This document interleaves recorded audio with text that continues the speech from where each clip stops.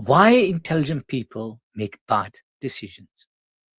Assalamu alaikum and welcome to the Sacred Man Experience podcast. I'm your host, Imran Muhammad, aka the Pattern Interrupter. Here we speak about the journey of manhood through the lens of faith, how to be strong but also soft, how to lead but also to listen.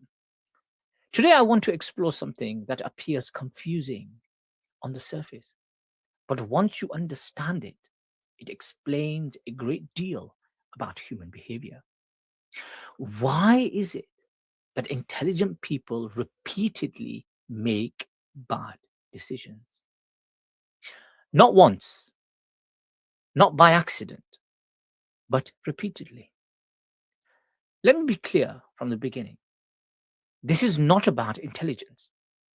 Most of the people I have worked with, spoken to, and observed over the years are intelligent individuals. Some are highly educated, some are highly successful, some are highly respected in their fields. And yet, they still find themselves caught in cycles of behavior that they know are not good for them. So the question is not, do they know better? The question is, if they know better, why don't they act better? Let's begin with a simple truth. Knowledge does not automatically lead to change. Knowledge is just the potential of change. That's it. And knowledge is not power. Knowledge is the power to change. It automatically does not create the change. You can know exactly what is right and still do what is wrong. You can understand consequences and still repeat the behavior. You can have clarity in your mind and confusion in your actions. So something deeper is happening. Let me give you an example.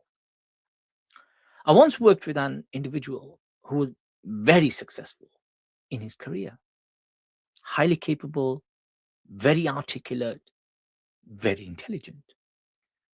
If you spoke to him, you would assume he had full control of his life.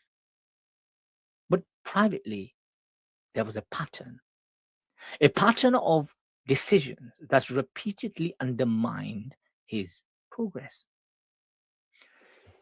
He would make a decision, regret it, correct it, and then eventually return to the same pattern again. Same pattern again. It wasn't lack of understanding. It was something else. And when we begin to explore it, what became clear was this. His decisions were not being driven by logic. They were being driven by emotion. And more particularly and specifically by short-term emotion relief. Now, this is something very important to understand. Human beings are not primarily logical creatures. We like to think we are. We like to believe we make rational decisions based on facts and outcomes. In reality, most decisions are influenced by what will reduce comfort in the moment, not what is best in the long term. So when someone is anxious, they seek relief. When someone is stressed, they seek escape. When someone is insecure, they seek validation. And when someone is overwhelmed, they seek avoidance. And this is where intelligent people often get trapped. Intelligence helps you justify behavior. It helps you explain it. It helps you rationalize it. You don't just do the wrong thing. You build a logical argument for why it makes sense. Let's go a little deeper. There are three major forces that override intelligence. The first one is emotions. The second one is habits. And the third one is identity. Let's look at emotion first. When emotion is high, logic becomes weak. In moments of stress, anger, fear, or excitement, people often make decisions they would never make when calm. Not because they are foolish, but because emotional intensity narrows perception. It reduces long term thinking. Now let's look at the second one, habit. Habit is what you repeat without thinking. The brain prefers efficiency. So, if a behavior has been repeated often enough, it becomes automatic.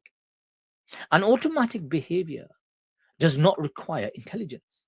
It just in one moment, in an instant, it happens. It only requires repetition. And finally, identity. This is the deepest one. Because people do not only act based on what they think is right, they act based on who they believe they are. If someone sees themselves as, I am someone who always helps people, for example, they may say yes to things they should refuse. If someone sees themselves as, I am someone who handles everything alone, they may avoid asking for help even when they need it. If someone sees themselves as, I am someone who never fails, they may avoid risks that could lead to growth. So now we begin to see the pattern. Bad decisions are not always bad decisions in the mind of the person making them. They are often emotionally logical, habitually automatic, or identity consistent. Let me bring this back to real life. I have seen people repeatedly return to behaviors they said they wanted to stop. Not because they didn't understand the consequences, but because in moments of pressure, the behavior offered something immediate. And what was that? It could have been relief, it could have been comfort, it could have been escape, it could have been familiarity.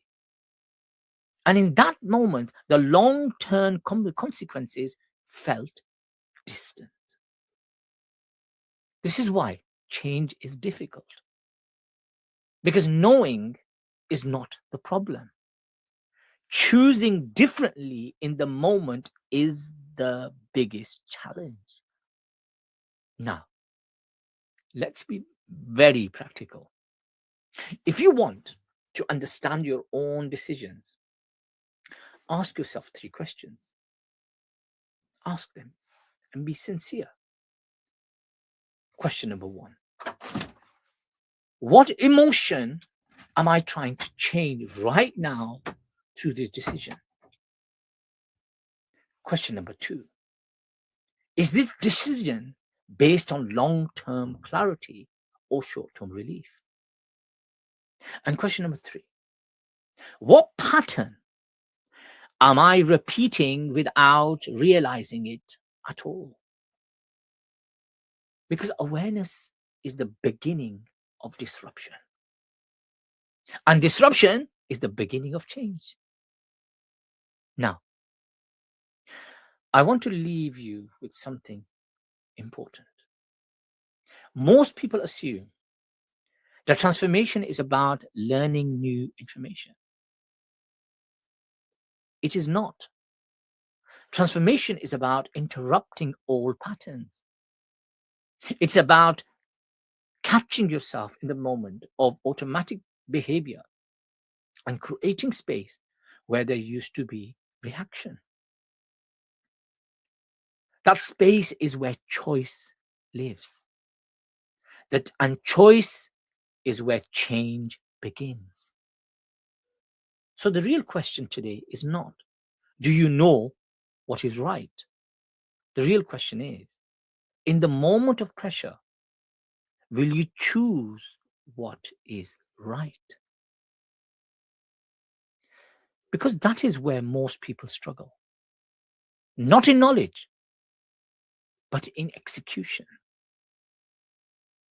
Thank you for joining me on the Sacred Man Experience podcast. Until next time, stay aware, stay honest, and continue becoming the person you were created to be. Assalamu alaikum wa